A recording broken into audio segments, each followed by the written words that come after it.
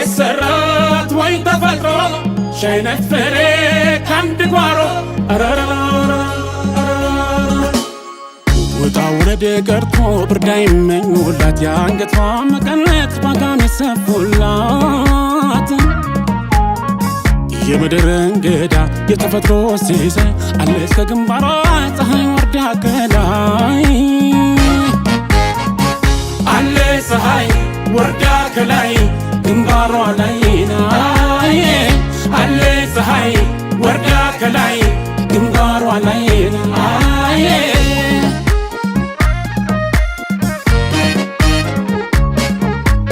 አለው ስትል ገና እንደ ንጉሥ ጭራ በላ እንደሚነሳን ሁሉን የሚጠራ እንደ ክፉ አገልጋይ ልቤም አልታዘዘኝ አይን እንደሌለው ሰው ባይኗን እምራሃለኝ በመልኳ ተገርማ የመጣነውማ መትዝለሉ ትምህርት ቆንጆ ልጃችሁን ለቆንጆ ልጃችን ፈልገን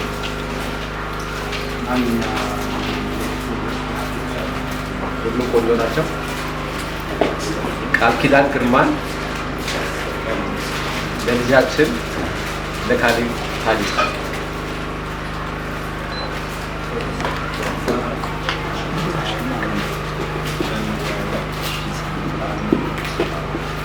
እናንተ ተወያይታችሁ ስልኮችን ብትነግሩን ደስ ይለናል። ይሻላል ካተውና እስቲ ከቢፋንን የተሰሩን በተመጠየቅና ፈቃደኝነታቸውን ጠይቀን ነግራቸዋለን። በሁለት ደቂቃ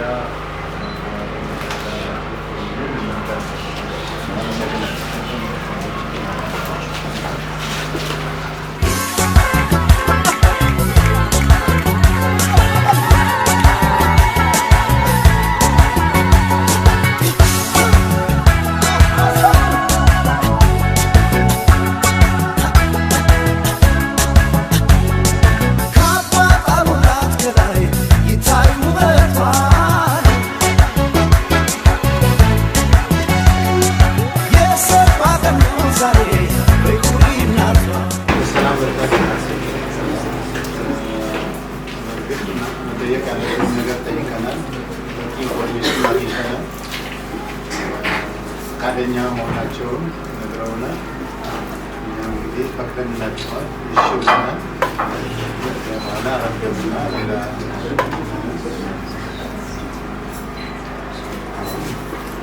እሺ ካለ በኋላ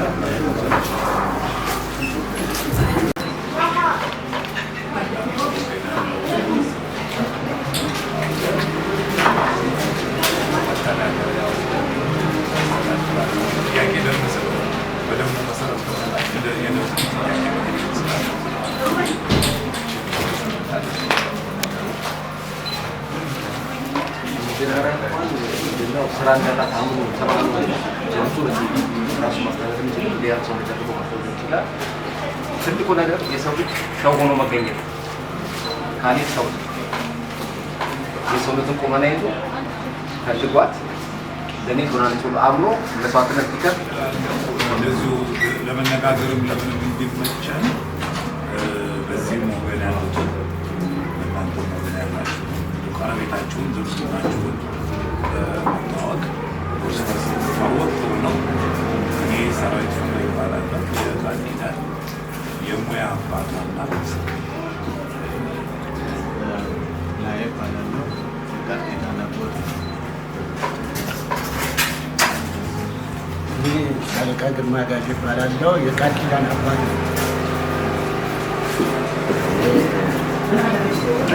ይባላሉ። ቃል ኪዳን ወዳጅ ቤተሰብ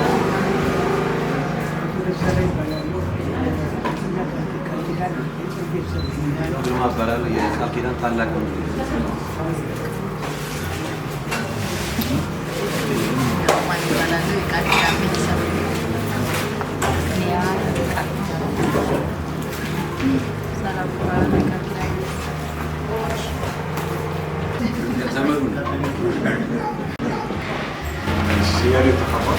የካሌብ የቅርብ ዘመን ብቻ የሚል ሀላል የካሌብ ያጎት ልጅ መሀሪ ገብሩ እባላለሁ። የካሌብ ተምረት በየነ እባላለሁ። ካሌብ ጓደኛና የቤተክርስቲያን ሚሊዮን አዳል እባላለሁ። የካሌብ ያጎት ወንድሜ ማለት ነው። ያጎት ልጅ ሾው ነው።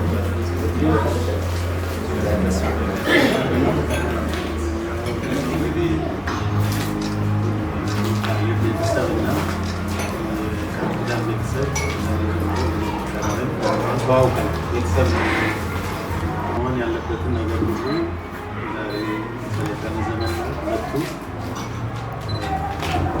ጨረሱትና የሚጨርሱት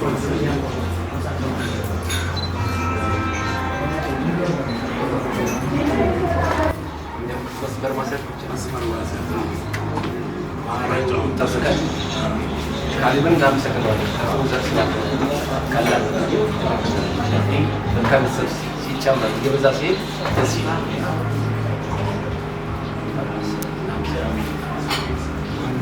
ልጃችን ካሌብ ከአላም ጋር ስላገናኘች እናንተን በእነሱ ምክንያት ስለተዋወቁ ደስተኛ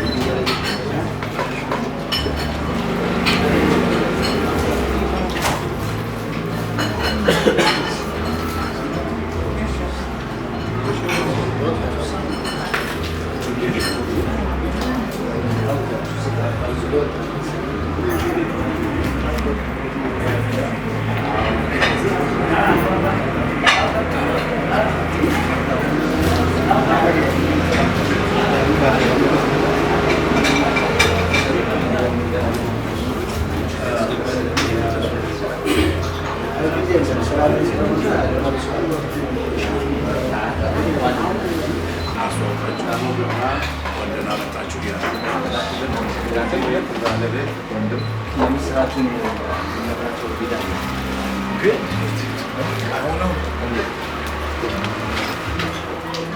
አስቀድሳችሁ መጣችሁና እንዲገበታው ተዘርግቶ መሄድ ነው ስላሉና ቀምሰት ተመራርቀን እንሄዳለን። ስላቀረባችሁት ነገር ደግሞ እግዚአብሔር ያክብርልን። በጊዜ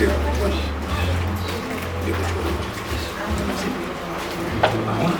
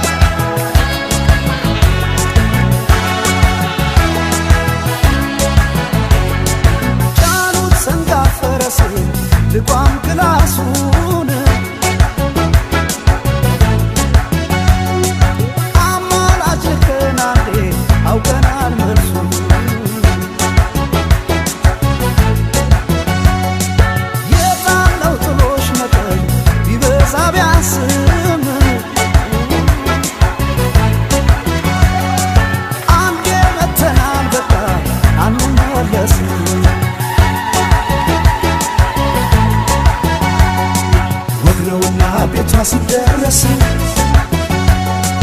ጎበል ጊዜ ድንኳን እስኪፈርስ አንሰጣት ቢሉ በቀላሉ የሚወገድ ኃይሎ ጋበሉ ኃይሎ ጋበል ልቤ ጣሰውና ዳሱን ትክሳለህ ያኔ ስትጠራ በርሱን ስገላገል ሐሙስ ወገን ዋገን ያንተ ናት ልጅቷን ጎራ በል ያኔ ኃይሎ ጋው ሽቦ ኃይሎ ጋው ሽቦ ኃይሎ ጋው ሽቦ ኃይሎ ጋው ሽቦ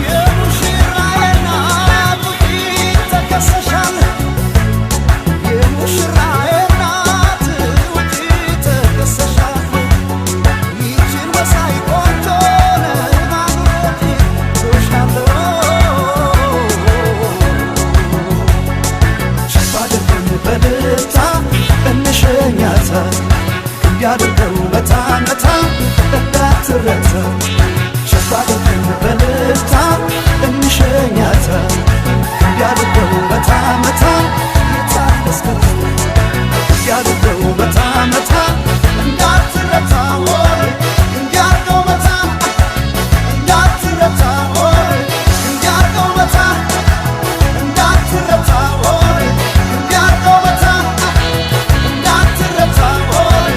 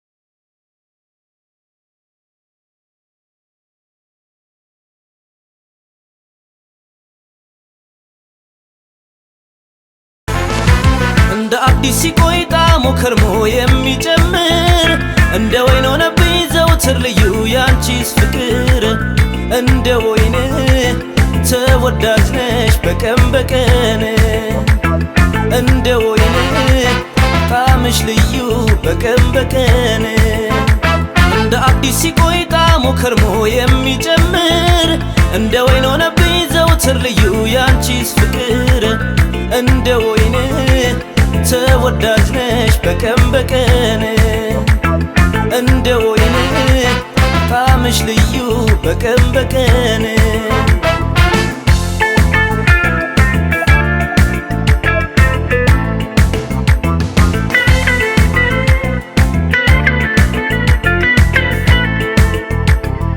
የጥፍጥናው ሚስጥሩ መቆየቱ ጊዜው በሄደ ቁጥር መፈለጉ ዓመታትን ሲጨምር ነው ጣዕሙ ቀን በቀን መወደዱ የወይን ወጉ እለት በእለት አዲስ ጊዜው ሲርቅ ሲሄድ እንደ ወይን ሆነብኝ የኔና አንቺስ መውደድ ተመኘው በግድ እስክንቀር ሳፈቅርሽ ልኖር አብሬ እድሜ ማምሻ ድረስ ጉም እስኪመስል ጠጉሬ እንደ ወይን ተወዳጅ ነሽ በቀን በቀን እንደ ወይን ጣዕምሽ ልዩ በቀን በቀን እንደ ወይን ተወዳጅ ነሽ በቀን በቀን እንደ ወይን ጣዕምሽ ልዩ በቀን በቀን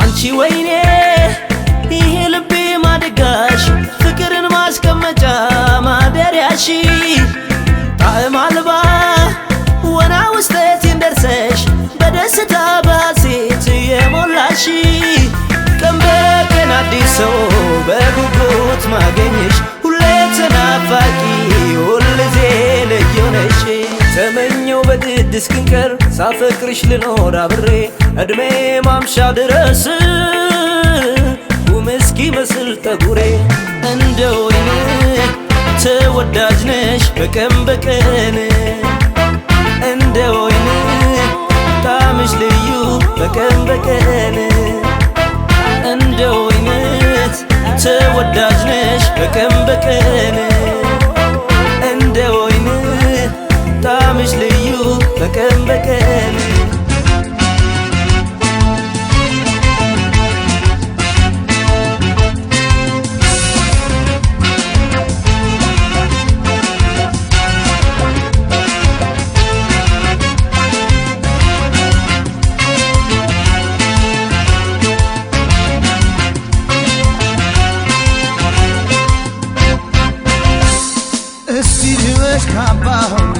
ልበሽ ካባውን እስቲ ልበሽ ቤሎውን ወርቃም ባህሩን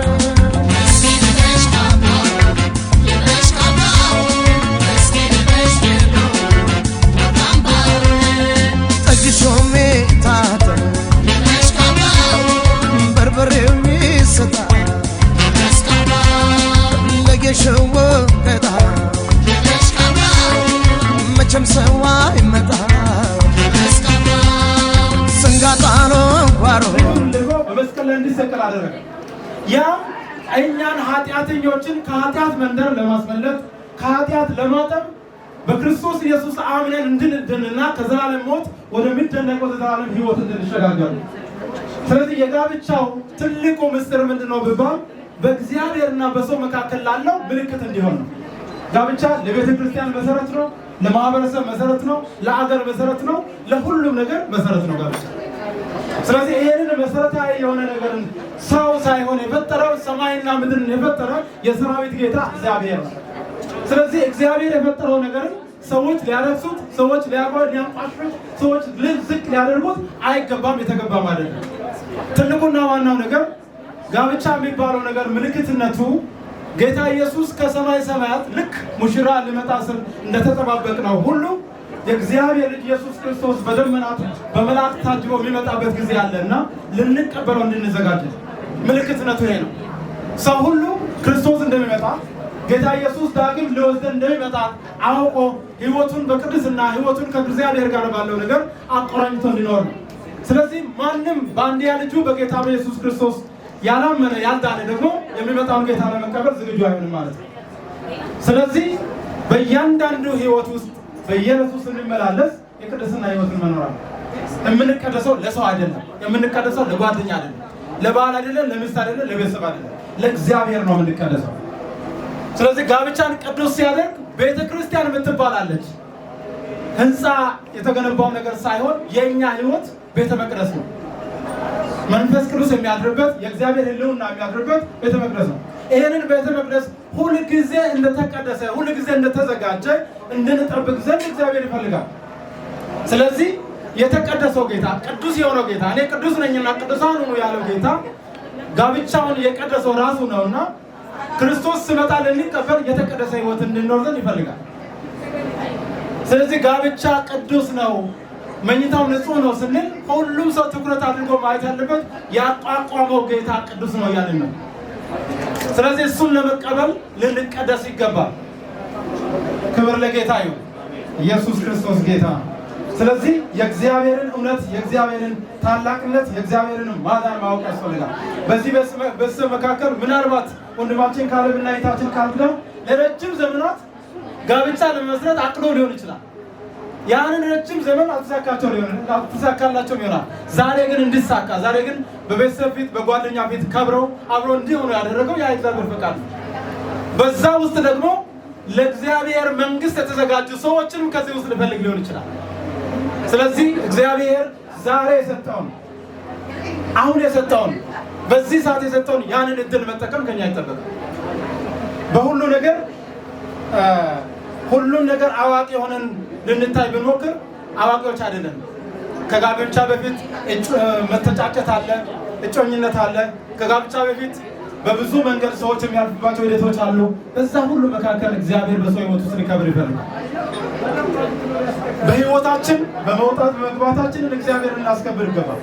ሰው ሁሉ ዓለምን ሁሉ ቢያተርፍ እግዚአብሔርን ቢያጎድል ወይም ነፍሱን ቢያጎድል ከእግዚአብሔር መንገድ ቢጎድል ምን ይጠቅመዋል? አንዳች የሚጠቅመው ነገር የለም። ስለዚህ በጋብቻ ህይወት ውስጥ እንዲመጡ ያደረጋቸው ሁሉን ያደረገ ከሞት ወደ ህይወት ያሸጋገረ ከሰማይ ሰማያት ወርዶ በመስቀል ላይ ተሰቀለ ከድንግል ማርያም ተወለደ ስለኛ እኛን ሊቀበለን ሊወስደን የሚመጣ የእግዚአብሔር ልጅ ናዝሬቱ ኢየሱስ ነው። በሱ የሚያምን አያፍርበትም፣ የዘላለም ህይወት ያገኛል። ያላመነ ግን አሁን ተፈርዶበታል የእግዚአብሔር ቃል። በመሆኑም የእግዚአብሔርን ቃል በማወቅ ቅድስናን በመከተል ይህንን ትዳር ሊያጸኑ ይገባል። ወንድሜና እህቴ እግዚአብሔር ነው ጋብቻን ያቋቋመው፣ ሰው አይደለም። በእናንተ ብልሃት አይደለም፣ በእናንተ ሲስተም አልተቋቋመም። ጋብቻ በእግዚአብሔር ሲስተም የተቋቋመ ደግሞ እግዚአብሔር ብዙ ሚስቶችን አምጥቶ ለአዳም አልሰራም። አንድ ሚስት ነው ሰርቶ የሰጣት። ብዙ ወንዶችን ሰርቶ ለሔዋን አልሰጠም። አንድ ለምን?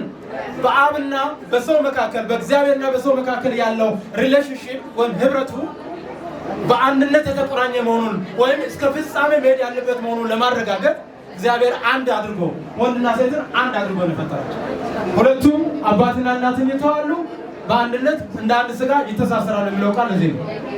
ስለዚህ የጋብቻ ክቡርነት ከእግዚአብሔር ዘንድ ከእግዚአብሔር ጋር የተገናኘ መሆኑን ሰው በህይወቱ ዘመን ሁሉ እግዚአብሔርን ሊያስከብር ይገባል።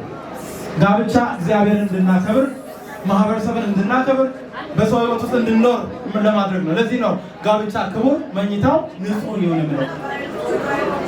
እግዚአብሔር ሴሰኞችን ለእግዚአብሔር የማይታዘዙትን በረከሰ መንገድ የሚሄዱትን ሁሉ ይቀጣል። ይሄ የእግዚአብሔር ቃል ነው። ስለዚህ እንዳንቀጣ በክርስቶስ ኢየሱስ በማመን የሚገኘውን የዘላለምን ህይወት ይዘን በእርሱ በተቀደስንበት እውነት መመላለስ ያስፈልጋል። መግባታችን መውጣታችን በክርስቶስ ኢየሱስ ባለ እውነት መሆን አለበት። ስለዚህ የእግዚአብሔር ቃል እንደምናገር ሰው ሁሉ ደግሞ የእግዚአብሔር ዓላማ ምንድነው? ሰው ሁሉ በክርስቶስ ኢየሱስ ለመጠቀም። ስለዚህ በጋብቻ ውስጥ ምሳሌነት ይሄ ነው። ባል ለሚስት ሚስት ለባል እንደሆነች ሁሉ ቤተክርስቲያንና የሰው ህይወት ለፈጠረው ለእግዚአብሔር ከእግዚአብሔር ጋር የማይኖር ሰው ለአሁኑ ዓለም ፕሮባብሊ ምቹ ዘመንን ሊያሳልፍ ይችላል። ነገር ግን በሚመጣው ዓመት በሚመጣው ዘመናት ከእግዚአብሔር ጋር ላልታረቀ ከክርስቶስ ጋር ለማይጓዝ የዘላለም ሞት እንዳለ ለማስረዳት ነው። ስለዚህ የምነግራችሁ እውነት ምንድን ነው? ጋብቻን የመሰረተ እግዚአብሔር ጋብቻ ክቡር ነው ይላል። ስለዚህ አክብራችሁ እስከ ዕድሜ ፍጻሜ አብራችሁ ለመኖር ልትወጥኑት ልታቅዱት ይገባል። ጋብቻ በማንኛውም መንገድ ሰዎች በሚያወሩት መንገድ ሊፈርስ ሊለያይም አይችልም። ሰው ፕሮባብሊ ፍርድ ቤት ሄዶ ቢያለያይ እንኳን ጋብቻ በሰማይ አይለያይም። ለምን? እግዚአብሔር ስለመሰረተው ሊያፈርስ የሚችለው እግዚአብሔር ነው። ያም ብቸኛው ነገር ሞት ነው። ከዛ ያለፈ ሰው እነሱ በጣም ስለሚተዋወቁ ስለተቀራረቡ አይደለም። በዘላለም ፈቃድ በዘላለም እቅድ ውስጥ ካልሆነ በስተቀር ብዙ ሴቶችን በስራ ቦታ በትምህርት ቤት ብዙ አግኝቷቸው ሊሆን ይችላል። እግዚአብሔር ግን ሲያገናኝ አሁን አንድ ይመጣል። በሀገራችን ንግግርም አለ የእህል ውሃ ነገር ይባላል አይደል? ለምን? እግዚአብሔር አምጥቶ ያገናኛቸዋል ነው በሌላ አባባል። ስለዚህ እግዚአብሔር ያቀደው ነገር ውስጥ እግዚአብሔርን ሐሳብና እግዚአብሔርን ፈቃድ በማድረግ መጨረሻችሁን ለመፈጸም ዘንድ እግዚአብሔር ይርዳል። ስለዚህ በእግዚአብሔር ቤት ባለው ሁኔታ ሁሉ ሰውን ሳይሆን እግዚአብሔርን በመፍራት ዘመናችሁን ጨርሱ። ያለ እግዚአብሔር ያከብራቸዋል። ልትደርሱ ያቀዳችሁትን ቦታ ሁሉ ያደርሳል። በምንም አይነት ሁኔታ ወደኋላ አትቀሩም፣ አትጎሉም። እግዚአብሔር በዘመናችሁ የሚያደርግ እግዚአብሔር ይርዳችሁ። ክብር ለጌታ ይሁን። አንገቶቻችን ዝቅ አድርገን ጌታ እናመስግን። እግዚአብሔር እናመሰግናለን። ቃል እውነት ነውና ሕያው ነውና በዚህ ቃል እውነት የአንድ ሰው ነፍስ እንድትጽናና እግዚአብሔር በዘመናችን ሁሉ ፈቃድህና ሐሳብን አውቀን እንድንኖር እንድንመላለስ ዘንድ ጸጋ በክርስቶስ ኢየሱስ ይርዳል። እግዚአብሔር ለእኛ ያደረግልን መልካም ነገር በጣም ብዙ ነው። ከዚህ ሁሉ ከሁሉ በላይ አንድያ ልጁን እስኪሰጥ ድረስ እንዲህ መውደድ ፍቅር ልዩ ነውና በመካከላችን ደግሞ በወንድሜና በእህቴ ባደረግከው መልካም ነገር ስላገነንክላቸው ምሕረት አንተ እናመሰግናለን። ስም ይባረክ። በዚህ ስፍራ እነሱን ልታደሙ የተገኙ ሁሉ አንተን በማወቅ ዘመናቸውን ይጨርሱ። ፈጽሞ በብርሃን ከዚህ ጨለማ ዓለም አምልጠው በብርሃን እንዲመላለሱ ነፍሳቸው ከሞት ወደ ሕይወት እንድትሸጋገር ደግሞ ያመኑ በቤት ጸንቶ እንዲቆሙ በጌታ በኢየሱስ ክርስቶስ እለምናለሁ። በዚህ ጋብቻ አብሮ የተቆራኙ አብሮ የሆኑ ወንድሜና እህቴ ደግሞ አንተን በማክበር ዘላለማቸውን ዘመናቸው በጽድቅ መንገድ እንዲጓዝ እንዲጨርሱ ጸጋና ምሕረት ይብዛላቸው። እግዚአብሔር ይህን ስለምታደርግ አመሰግናለሁ። ክብር ሁሉ ለአንተ ይሁን። ይህንን የማይወድ በየትኛውም አቅጣጫ ቋንቋን የሚደበላልቅ ደበላላቂውን ኃይል ሁሉ ከዙሪያቸው ላይ በጌታ በኢየሱስ ክርስቶስ በደም ጉልበት ተጠረገ ይሁን። ስለዚህ ሰዓት ስለዚህ ጊዜ እናመሰግናለን። ክብር ሁሉ ለአንተ ይሁን። ከፍ በል። እንወድሃለን በጌታ በኢየሱስ